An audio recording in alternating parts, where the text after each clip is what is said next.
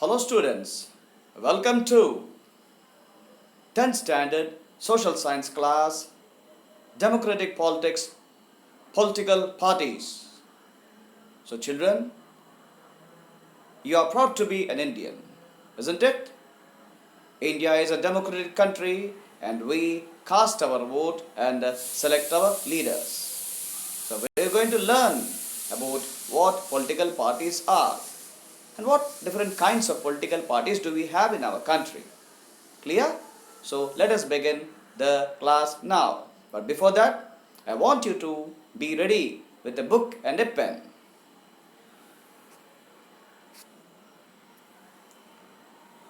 So what is a political party? The definition goes here. It is a group of people who come together to contest elections and hold power in the government. So it is a group of people. Political party is a group of people who come together. The main purpose is to contest elections and come to power so that they can help the society. So they agree on some policies and programs for the society with a view to promote the collective good. So they want to develop the society as a whole. A political party tries to convince people that its policies are better than the others' policies. Here, others' policies means the policies of the other political parties. They try to win the elections so that they can implement their policies. So when a political party wins the elections, it comes to power, it forms a government and it can then implement its policies.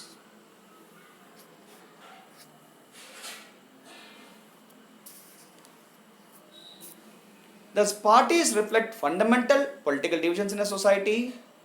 Parties are about a part of the society and thus involve partisanship. That means belong to a particular party. Thus, a party is known by which part it stands for, which policies it supports, and whose interests it upholds. So, the main components of a political party are the leaders, the active members, and the followers. Do remember, children, these are the three components of a political party. There are leaders, the active members, last but not the least, the followers.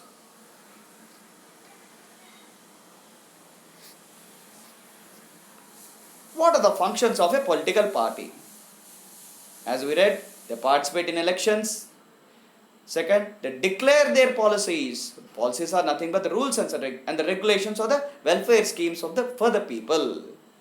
Third one, molding public opinion to form and run the government. If they don't win the elections, they act as opposition. Parties play a decisive role in making law. Parties provide the people access to government machinery and welfare schemes. What is the need for political parties? It is very difficult to imagine democracy without political parties because democracy means people have the choice. People must have a choice to vote. They have different candidates and different parties. I mean to say political parties where we can choose our leader. We should have fair choice. Because without political parties, every candidate in the elections will be independent. If there is no particular political party, then everyone will be an independent candidate. So, no one will be able to make any promise to people about any major policy changes. Second point, what is the need for political party? The government may be formed, but its life will remain ever uncertain. Elected representatives will be accounted to the respective constituents, not for the country. Needed some agency to gather different views on various issues and to present these to the government. If there is no political party, an individual person cannot go door to door and take the view of the people. If there is a political party, it's a group of people. Okay, they can go door to door. They can go door to door and take the view of the people, opinion of the people. So, how many parties should we have?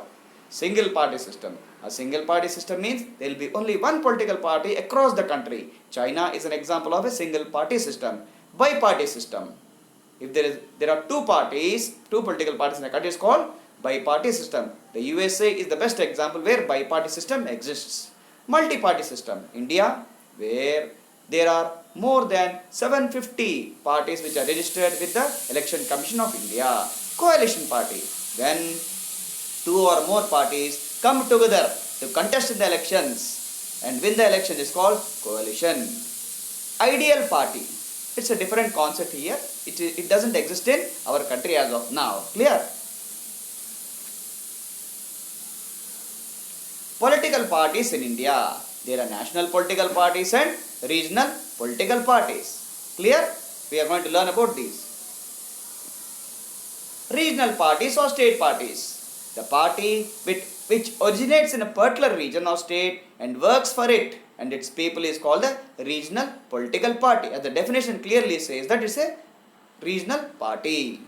A party that secures at least 6% of total votes in an election to the legislative assembly of a state and wins at least 2 seats is recognized as a state party. So to become a state party, it has to satisfy 2 conditions. The first one is that it should at least secure 6% of the votes in an election to the legislative assembly of the state and it should win at least 2 seats.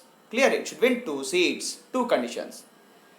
These exist, operate and function at the regional level. For example, Akali Dal, Jharkhand Mukti Morcha. These are few examples of regional parties. So what is a national party?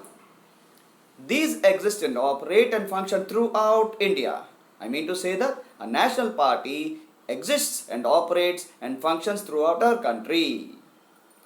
It should secure at least 6% valid votes. Remember, it should secure at least 6% valid votes at the last general elections or last assembly elections in at least 4 states.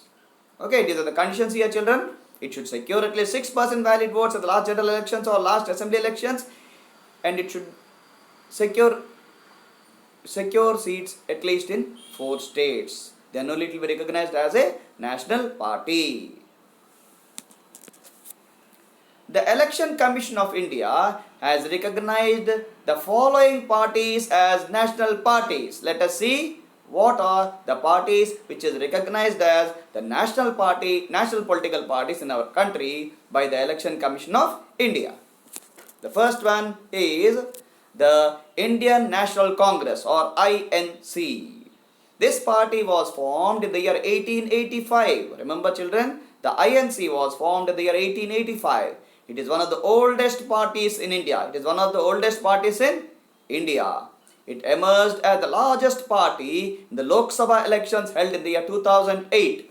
So, the points to be noted are when was it formed? In the year 1885. It is the oldest party and it emerged as the largest party in the Lok Sabha elections held in 2008. What are the ideologies of the Congress party or what are the principles or policies which it believes in? The party supports new economic reforms but with a human face. The party has full faith in secularism. Secularism means anybody can practice any religion and the state doesn't support any particular religion. That's called secularism. India is a secular country. Okay? The party aims at the welfare of the weaker sections and minorities. You know very well what are minorities, isn't it? Okay? Bharatiya Janata Party, BJP. This is the political party which has formed government at the center. And Prime Minister Modi is the Prime Minister of our country now. So he belongs to the Bharatiya Janata Party. So this party was founded in the year 1980 by reviving the Bharatiya Janata Sangh. There was a party called as Bharatiya Janata Sangh which was formed. Then this was later renamed or renamed as the Bharatiya Janata Party in the year 1980. What are the ideologies of the BJP or the Bharatiya Janata Party? The party wants to build a strong and modern India by drawing inspiration from India's ancient culture and values. Remember, children, it draws inspiration from India's ancient culture and values and it wants to build a strong India. Okay.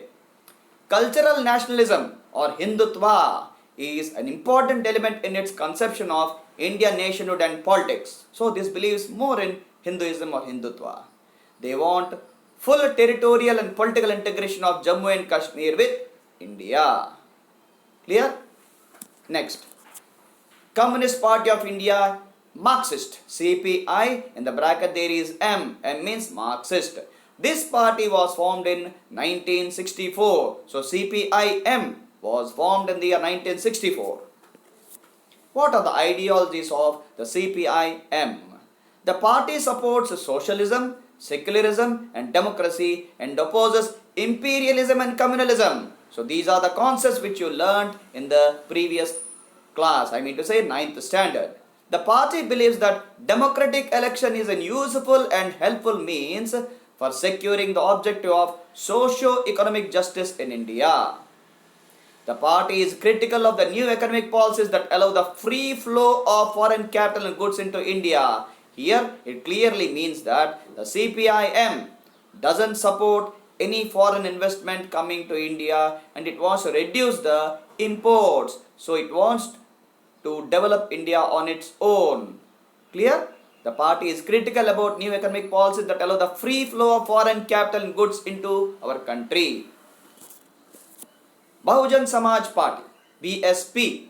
This party was formed in 1984 under the leadership of Kansiram. The symbol is an elephant. Remember this, children. This party, BSP, was formed in the year 1984 under the leadership of Kansiram. Ideologies of Bahujan Samaj Party. The party seeks to represent and secure power for the Bahujan Samaj, which includes the Dalits, the Adivasis, the other backward classes and other religious minorities. The party got inspiration from the ideas and teachings of Sahu Maharaj, Mahatma Phule, B.R. Ambedkar, etc. This stands for the cause of securing the interests of and welfare of the Dalits and oppressed classes. Generally, this party wants to develop the religious minorities and the other backward classes and Adivasis and Dalits. National Congress Party, don't get confused, this is NCP, National Congress Party. So this party was formed in 1999 following a split in the Congress Party. I mean to say that INC was split.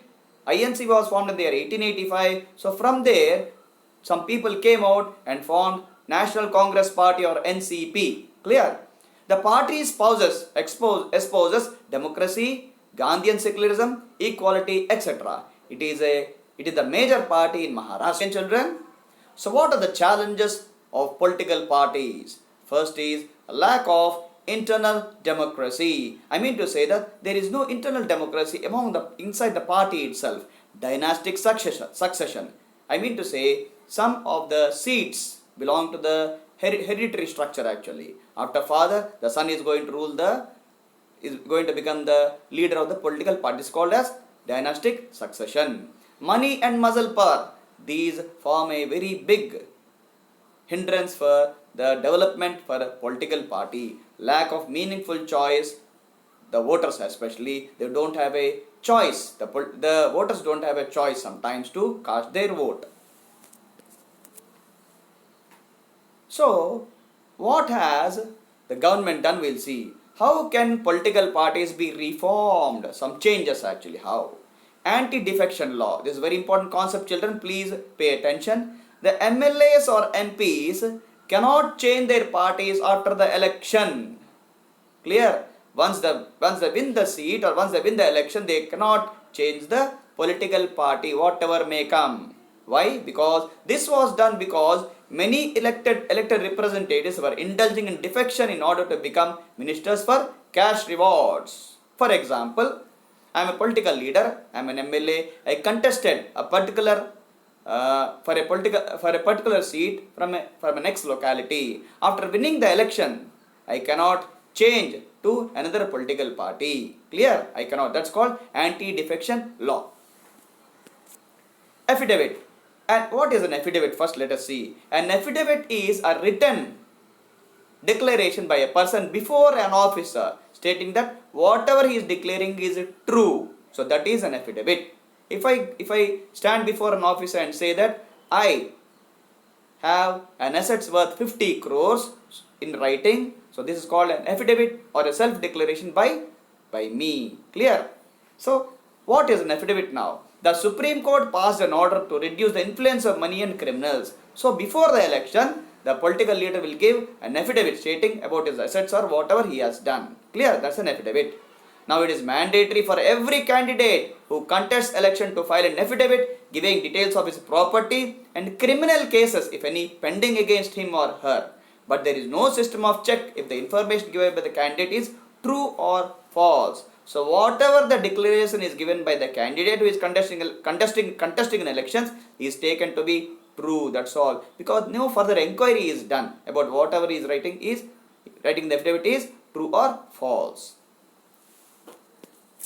Steps taken by the Election Commission. What were the steps that the Election Commission has taken?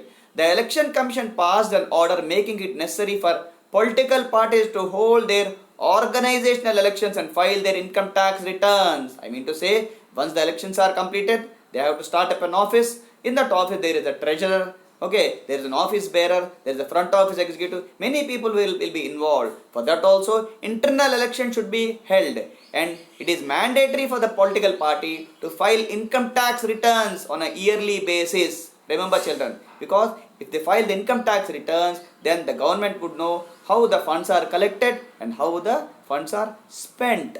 So income and expense statement will be clear if they file the income tax returns. Proposals for electoral reforms. What are the proposals done for the electoral reforms? Provisions for state funding of elections.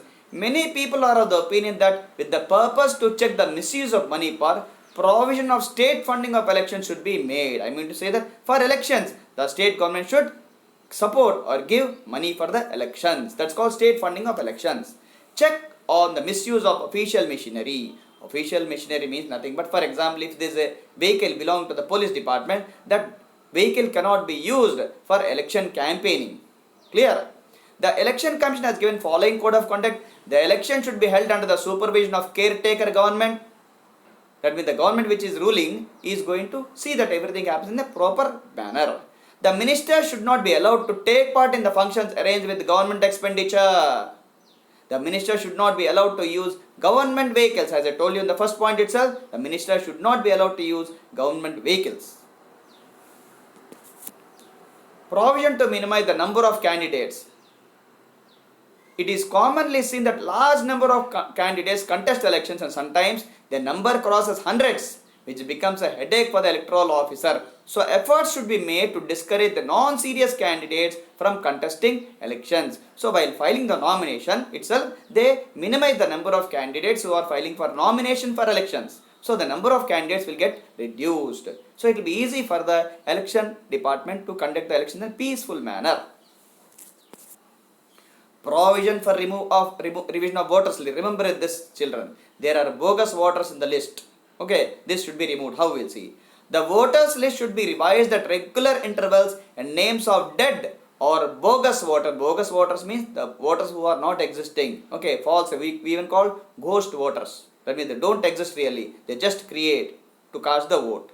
So the voters list should be revised at regular intervals and names of the dead or bogus voters should be deleted from the list and the names of new eligible voters should be included in these lists. I mean to say that the voters list should be updated on a periodical basis. Clear? The voters list should be updated on a periodical basis by removing the dead or bogus voters and including the list of the new eligible candidates. Thank you so much children. With this we come to the end of the lesson, political parties from economics. Start reading at home and do complete your homeworks in time. Thank you so much. Happy reading.